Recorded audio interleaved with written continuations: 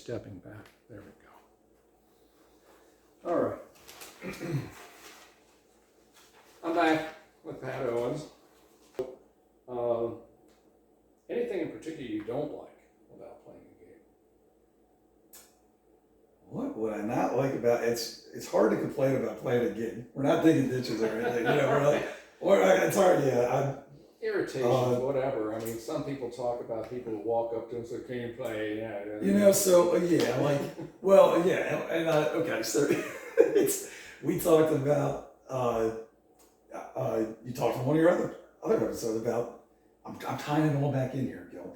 Tying it back to your other episodes about taking criticism from somebody. So I had someone maybe last year or something playing a little dive bar and took a break. Guy comes up, drunk guy at the bar, shaking my hand. Hey, good job, man, good job. And I'm like, thanks very much, appreciate it. Let me know if I can play anything for you. Yeah, okay. The only thing is it's like you got one tone up there. And I'm like, I got one thing. He's like, yeah, it's just all one tone. And I'm like, first of all, I don't even really know if you know what tone means. Right. But I think start at the beginning.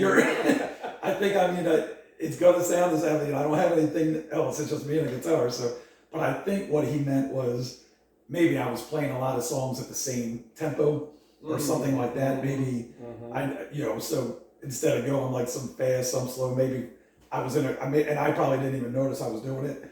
I think that's what he was maybe getting at. But so you get little criticisms like that. But that still doesn't bother me anymore. I think I used to take it to heart a little bit when I was younger. I played like 10 years ago. I played a gig and I had a duo partner with me. First song of the night. Yeah. This guy, we're starting on Wagon Wheel. And oh yes, Wagon Wheel. Yeah. Everybody's enjoying it. A pretty crowded little wine bar. Everybody likes it. But see a guy get up, walking from a little table in the back up to the stage, and I'm making eye contact with him, thinking he's going to say, like, he's going to make a request or something. So we're in the middle of an instrumental or something. I lean in, I say, can I play something for you? And he says, this is terrible. You guys got to stop. You just play something else. And turns around and walks away. So I look at the duo partner, and he says, did you get a request? And I'm like, yeah, I think the request was shut up. Stop playing. And pick a different song. So by the end of the night, the guy stayed. We had a good time. I remember we were joking about it by the end of the night. But maybe the guy didn't eat his Wheaties that day. Wasn't having a good day. And that was, so, it's a weird thing that that would have thrown me off my game at 25 years old. But by 35 or 45, I'm like, whatever. So do you think maybe if he had said something like, could you just change gears for the next song or something like that? Would that have helped? Or would it?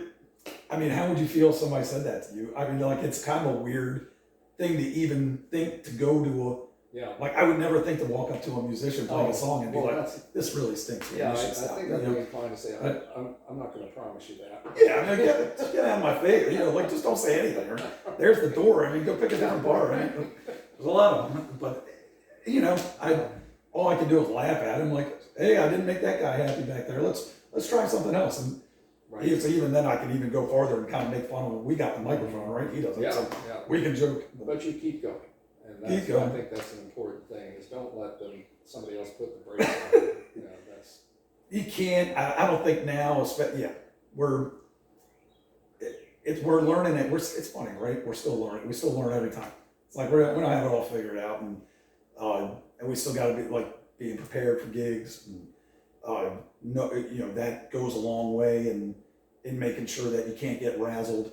Mm-hmm. You don't want to get to a gig and you're out of strings or out of picks or something. Well, right. I say also, I was wondering, how do you prepare for a gig? What do you make sure you have? And that leads into the equipment a little bit too that we want to talk about. But so over the year, one time I was for instance, I was changing strings before a gig, and I was on a stage that had seams that was made out of different platforms, and I had a tuning peg in my hand. And I dropped it it fell in between the seam. And luckily I was able to kind of crawl under the stage and get it. But if I didn't, what would I have done? I didn't have a tuning. So if I couldn't get it, it's those over the years, it's just extra strings, picks. I went out and bought tuning pegs, keep them in the guitar case. Mm-hmm. I have if my electronics on the guitar go bad, I can set up a mic stand. I have an extra mic to put on it in a pinch. If a speaker goes bad, I carry a backup. So that, and that in a pinch. So I just, extra cables, anything you could think, just the ultimate like preparedness. Yeah. So those are just the logistical things. And now you got to play music for 3 hours. Right. So it's like, okay, now I got to actually have songs ready. You know, I got all the stupid stuff out of the way. Now we go make music with all that stuff. And well, I was at Ashland a couple of weeks ago, and there was one performer there, couldn't get her guitar to work. And she stopped. She just said, I'm stopping here. I'm going to get another guitar. I don't know who had the guitar, but they found it. And she picked it up and she went back. And I think that's an important lesson for people. Like, okay, it may seem catastrophic. Hold on. You know, you can work something out. And you know, my son told me one time I was going to be on the radio with some other people, and I said, "What do I do? You know, I'm going to be on the radio." And he had studied communication, and one of the things he said is, "Nobody wants you to fail." Yeah. Keep that in mind. Nobody wants you to fail. So if something happens, I think you about that. can make it. Yeah, you'll probably be able to make it right. Yeah. And you know, you'll carry on, and I think that's an important thing to keep in mind, so that you don't feel like everything's coming apart. I don't like stopping a song once I've started. Mm-hmm. So that bugs me. Mm-hmm. Like I don't, and it happens at open mics a lot because we're all kind of doing stuff for the first time. A lot of these people are really new at it, and they start something, they're like, I'm not doing it right, and they just stop. Yeah. And then they want to start over, you know, and I definitely try, even if I just have to muddle through and end the song short or something, just to get, if I'm really butchering something for some reason, fortunately it doesn't happen too much anymore, but because I try to prepare before the gig, I try to make sure I play it. But when you play something in your living room you could practice it 100 times. You really got to go play it in the bar before you know what it sounds like. Well, it's like what I said about going into bowling. You know, bowling with friends is one thing. Being on a bowling league is something else. Yeah. And that's the same. That was music for me. Was playing on the weekends was bowling with my friends. And then once you're bowling on the league, that's like playing full time. Now that's right. People are relying on this. Like, you know, my livelihood is relying on this. So this isn't like joking around. We can just, hey, well, let's just have some beers and who cares if we get drunk? Yeah. You know, but better care now. You got to be professional. You got to, you know, so be prepared. Different level. Be professional. Yeah, absolutely. Yeah. You don't want to represent yourself bad ever in that kind of thing, but you also don't want to represent the bar the wrong way. Right. They're having you in, so you don't want, you know, people come into a bar that are regulars and they're like, who's this guy up here, like, you know, drunk or whatever. So you just gotta watch that kind of thing. It is part of the business.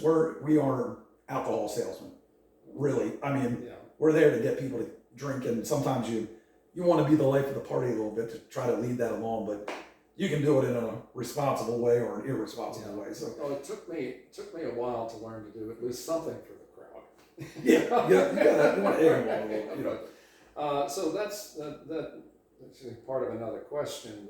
So many times it's like breweries where we play. Yeah. I mean, a lot of breweries, a lot of opportunities to play. Sure. Not necessarily the best in terms of feeling like you're appreciated or heard. So we can go back, but what would you consider to be sort of the perfect venue? So that would, one of my biggest fears probably was, for a long time, was playing to a small group of like 15 to 20. Like, it was like 100 people. It's like, okay, we're just having fun. Everybody was singing. And I can sing to one or two people, but how do I get like a small room full of people to kind of pay attention? Or I don't even care if they pay attention, but I want it to be engaging a little bit.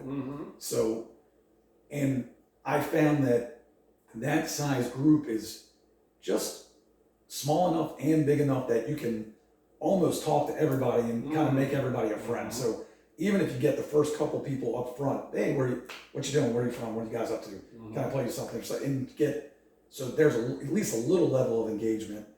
And you're not going to get everybody because it's not a concert. You know, we're going to entertain the people that care to be entertained by music. And some people are going there not even knowing music's there. They want to go have a conversation with their spouse, and the music's a secondary thing.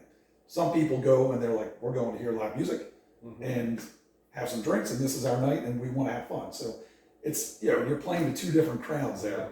So that can be difficult, but I guess we just try to engage them, right? I mean, that's what I try to do, I guess, and you can tell who does not want to be engaged, and so they stay out of it. So a lot of people use prompts. I use an iPad. Yes. Other people use a phone. I think there can be some sort of, on some level, some criticism. You should memorize your music. I see very few people who do that. I sometimes learn to memorize a song because I've played it so often.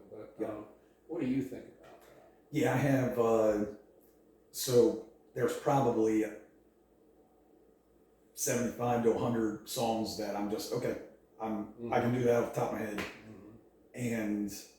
but I know several hundred songs, and I keep a phone, I keep lyrics. I used to carry a big binder, and I literally just took every page. I used to print lyrics and handwrite the chords, because I didn't always trust the chords that I'm finding online, things like that. So I'd handwrite, I'd listen to myself, and I might play it in a different key or whatever, but so I literally just took a picture, scanned every page of that binder into my phone, so I don't have to carry that anymore. And then, but I still to this day, when I'm learning a song, I print the lyrics, I handwrite the chords, I take a picture of it, and it's stored in an app in my phone. And so I don't think in what we're doing, we're trying to cater to a lot of different people and learn different genres of music, and you can't be expected to rehearse 200 songs like all the time and have them ready. Some people can do that, and that's great. I can't, if you request something, I haven't played it in 6 months, I'm gonna be like, ugh, like I gotta look at the words. Whack away at this. So I need them on some stuff, but obviously, like other things come natural, and and I've kind of found that for a long time I was doing requests, love taking requests, and over the last 6 months to a year, I changed it up. I went back to what are like the 40 songs that I do best, and if I get the request, that's fine. But let me try to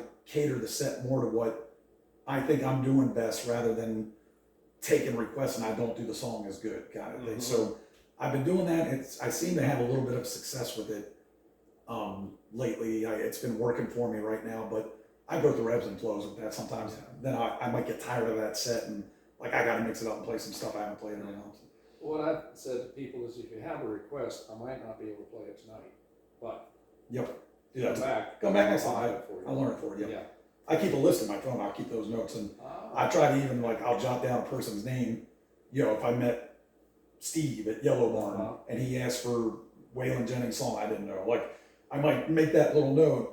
And then because it might be 2 months till I'm back there, but if I see the guy again, I'll be like, oh yeah, there's Steve, that's the guy. And I can pull up that name. I cheat a little bit if I have to, get a name like that. But I'm like, yeah, you asked me for Waylon Jennings. I think I got it for you. People are really responsive to that stuff. Draws people in, because then you're part of the band, right? You're kind of in on it, with the musician. Oh, that guy, I talked to that guy last time. And you have an ally in the audience. Yep, absolutely. Which is really nice. That's big. That's really big. Yeah. He's rooting for you, like you said before. Everybody's kind of rooting for you, but now he's rooting to the people next to him. Oh yeah, I like this guy. I saw him last time. So it goes a long way. Okay, well let's go on to the sound system. Okay. Yeah. So you brought in yours, and this is a what? Okay, this is Electro Voice. It's called an Evolve 50M. Okay. They make 4 different sizes of this, and I would recommend this is the second big. They start with a 10-inch subwoofer. They call that their model 30M, and the M stands for mixer, so that 30M has a mixer built into it. Okay. And if you're doing if you're new, especially if you're new starting out, I've gone through, when I was 21, I bought two 15-inch passive speakers, put them on speaker stands, had a big powered head unit that I was bringing. It was just so much stuff. Then you buy subs, and when you need them for band shows and things like. So I kind of scratched all that over the years. I went through different systems, trying to find the one that I like. You're talking about my system. What's that? You realize you're talking about my system. But yeah, but it's about right, like, and tons of people use it. Oh yeah, yeah. But I understand. I started focusing more on like what's the most portable thing, and I don't want to be lifting these speakers up onto these stands and things like that. So, so I'm like, what's the easiest thing? And I went through Bose systems, their versions of these. I had a Fishman tower for a while, but this one is really the one that stands out. And I would say to anybody starting off, the 30M is a 10-inch subwoofer with this tower on top, and it's got a mixer, it's got built-in effects, and you can run the sound from your phone, Bluetooth. Right. So it's a real nice, simple system that can fill up a small room, like very nicely. I picked this one. This has a 12-inch subwoofer with a 50M. The mixer's built in, so the same thing, you get a little reverb and things like that, but I need it sometimes with the open mic for a bass guitar. I need a little bit more bass, or if I have a little drum kit and I want to put kick drum in this, the 12-inch subs will carry that a little bit better. It's slightly more powerful than that smaller version. And now they make one with a 15-inch sub and an 18-inch sub. Those things are monsters, and they're way more powerful. But I don't want to carry that stuff. First of all, and they also don't have a mixer built into the back, so you need an external mixer to do that. But all the things to consider is like, if one thing to consider at least, if something goes bad, like you use two speakers, you said, well, two stands, right? So if a speaker were to go bad, at least you have another speaker. True. That's your built-in backup kind of. I carry another one of these in the car. So for big band shows, I have two of them. But at a solo show, if one went bad, I have a backup. Because if the mixer goes bad, I need it. I can't.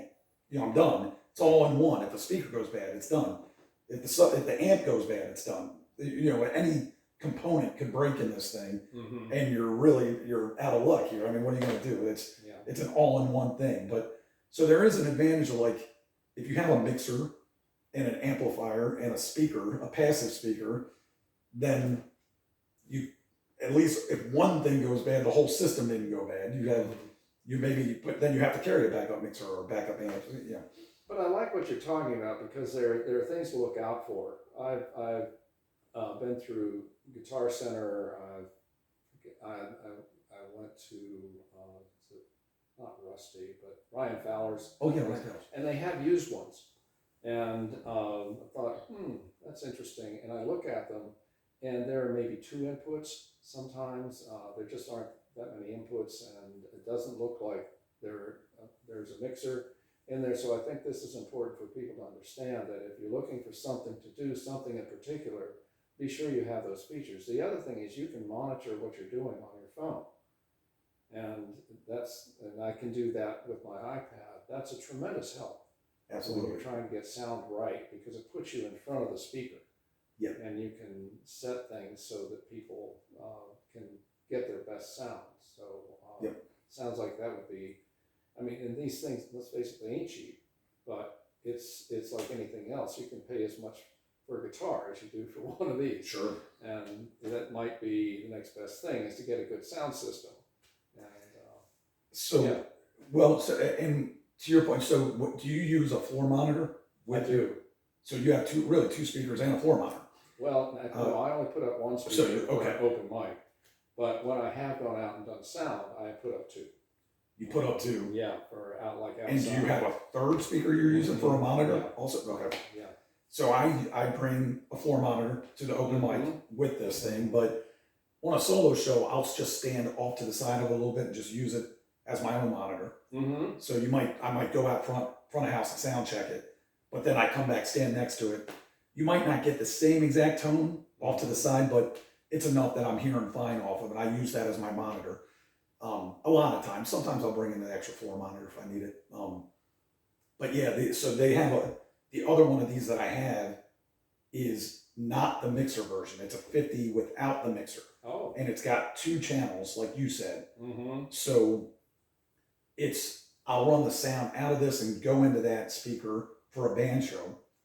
But in a pinch, if this went bad, at least I'd have 2 channels. I can do guitar and vocals, Right. and I can get by for the night Right. and live to fight another day. But they're both powered. But they are both powered. Yeah, and I think that's something to look at, because sometimes speakers come up for sale, and I did a lot of looking at this, thinking, when I was looking for another floor monitor, and I said, wow, that's a pretty good price. I found it's a passive speaker. Yeah. And so that's something to watch out for. Sure. Because you have to have its own drive to make it work. So It's big. So yeah. So I was going to say, so, and when you're involving yourself in, like, so I look at going through all these systems over the years. I call them like my 4 P's of like picking out a system, like power, portability, price, and performance. Mm-hmm. So like the power just is one of these going to fill up a room? Do you need 2 of them? Do you have enough power to get by? The portability, like what's the footprint of this? So this is, at least it sits, like this is on the floor. I don't have to really pick up this speaker. It's pretty heavy. I don't have to put it on a stand. So it's portable. I can get the poles in one hand, this thing in another hand, and walk into the bar, and that's done. And price, of course, is a big factor for everybody. What can you afford to do? And that's, but if you are going to pay $1,500 for a system, but the thing you really want is $2,000, and in 6 months you're going to be unhappy with the $1,500, you're going to sell that thing off for half of what you bought it for, and so you're going to be out that. It's almost like you have to bite the bullet a little, if it's close, like if a little bit more money and you get the thing you really want, you might just go ahead and spend the money, even though it's tough to swallow. It's good to take some time to take a look at what's out there and see what feels best to you. I mean, I wanted a 4th speaker because I wanted 2 floor monitors, and I found the same exact speaker on Facebook Marketplace, and it was saving you time. Yeah, it really helped out. So that's the way to go if you can do it. So I look a lot more like for those used options. Yeah. Have you seen Reverb.com too? I've looked at them. They seem to be pretty pricey generally, but so some of those vendors, like sometimes it's vendors on there, but sometimes it's a personal sale, and sometimes you can get the free shipping in there, even from just somebody who's selling their thing from Kentucky, like we'll ship it for free. So sometimes you can find a deal on there. Facebook's a great way to do it though, to get something local. You can just meet somebody and get it. Yeah. Well, and I think a lot of what we're talking about is know what you want and make sure that it has those features. Because if you don't think to ask, you could end up shy of something that would really help you out. And then it's tough because you see somebody else, even the same with the guitar, like you might see somebody playing the guitar and say, I love that tone, I want that guitar. And you play it, and it's totally different. Because nobody plays the guitar the same way. Exactly. And the same with a sound system. You see a sound system, like, that sounds great, I want to get that. And it's not the same when you're doing it. So it does take some trial and error. It's nice if you can somehow test it out. Yeah. And that's not always available as an option, but sometimes you can go into Guitar Center and they have the system there and you can try it a little bit, but it's hard to, once you're out there in the field doing it, it's different. It's just tough. Well, it's part of the growth as a person involved in this industry, if that's the direction you want to go. I mean, not everybody wants to have a sound system. They just want to play. And I think that should be okay.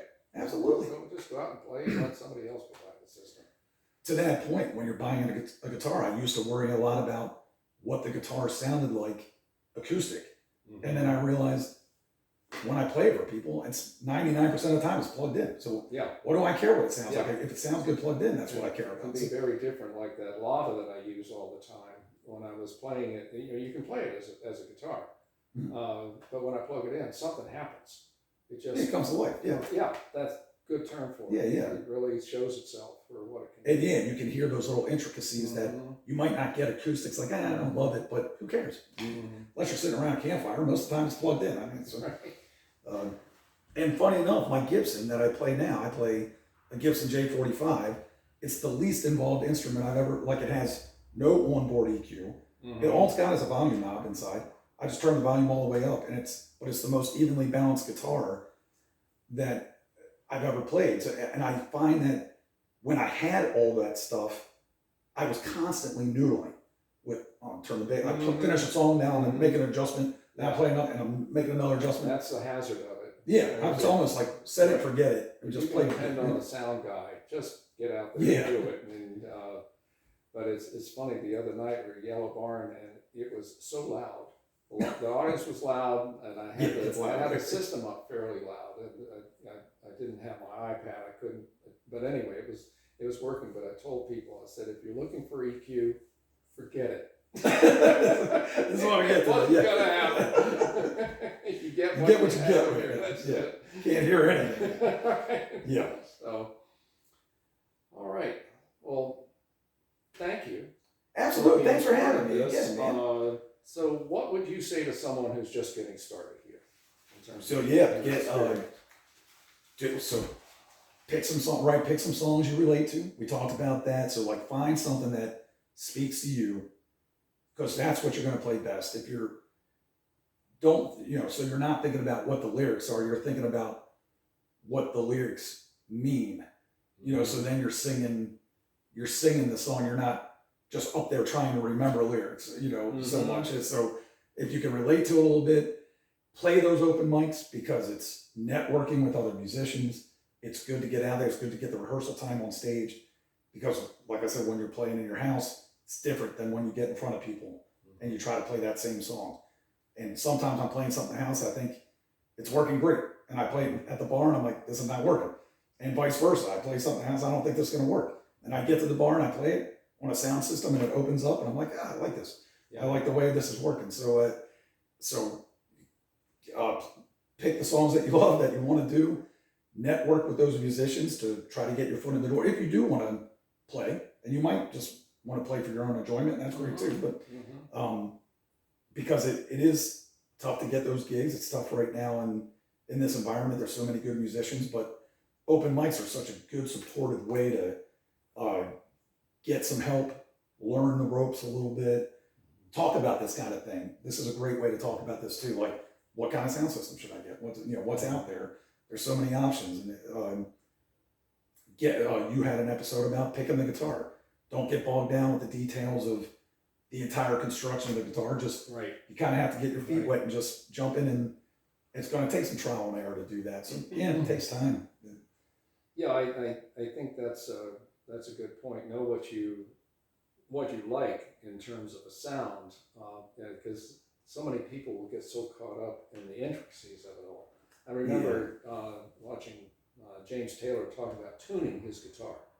Yeah, we talked about that a little bit. Yeah. Right, so I want to relate that so that people can understand. By the time he was done, the question just came to me, does it sound good? You've got it, okay, so you've got 2 cents low on this thing, you've got 10 cents high on this string. Yeah. But that is a big one too. I hear a lot of open micers that, since they're not as keen to listening to themselves, they might be out of tune and not know it, and that can make your performance suffer without even knowing. So being in tune, it seems like a small detail, but it's a big detail. Like you do want to make sure that you're reflecting yourself, the right way. So, those little things, but again, it's trial and error. You gotta do it, 100, 200 times before you're like, okay, Well, and be open to certain things. Like I really appreciated it when you said something to me about how I was coming at the mic the other night.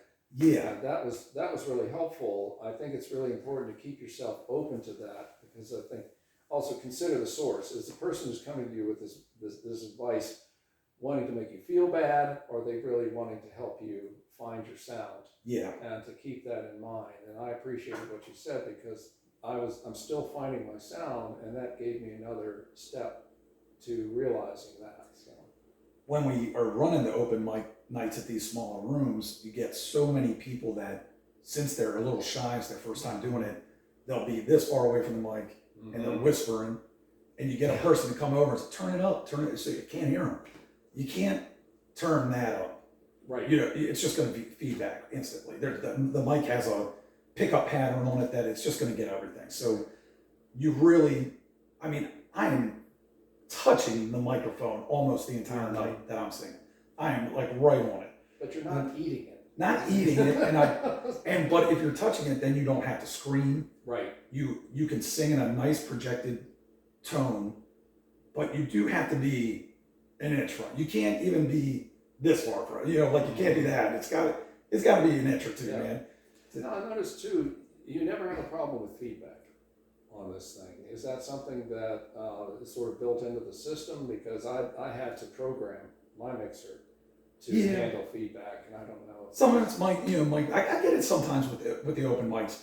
If I'm having it, especially with a guitar around the A string, around the 160 hertz area, I'll get some boom and some feedback, and a lot of the musicians, so they're strumming lightly, and I'm trying to turn their guitar up, but they might not have a sound hole cover or something, so that's where that boom's coming from. Right. Like your guitar, like over there, like some of the guitars you play don't have that problem. You know, they're more like flat bodied, and you don't, so you're not going to get that feedback. So the guitar usually gets that low end feedback, or if the microphone placement's not perfect, you get the high end feedback, that screech kind of thing. Yeah. This does a pretty good job of preventing it, but nothing's perfect really. And sometimes guys get up at the open mic, they're like, well, let me change everything around, set this, and they start moving stuff. And now they have a microphone right in front of the speaker, and you're like, well, I can't turn you up at all. Like I got to go up and kind of readjust the person. So, be conscious of that as a musician starting out, to get on the mic and do those little things. You might need a sound hole cover for the guitar or something. Some people don't like to strum and have that in the guitar. It's like an obstruction to them, but then you have to account for that. You can get an EQ pedal where you can kind of reduce those frequencies and even out the sound a little bit better. So I would say, you're a good sound man. If you're with a good sound man, pay attention to what the person is saying to you as far as how that works. Ask questions and see how you come out best, and trust that process. If you can trust the person, trust the sound Absolutely. person. So, anything you'd like to add to this? No, thanks for having me. Then these are enjoyable, and good luck with you have another guest coming up soon. You said so. At some point. That's fantastic, man. Yeah, we'll stay tuned and check them out. Gil, thank you, buddy. Sounds great. Thanks. Really appreciate it. You got it. All right.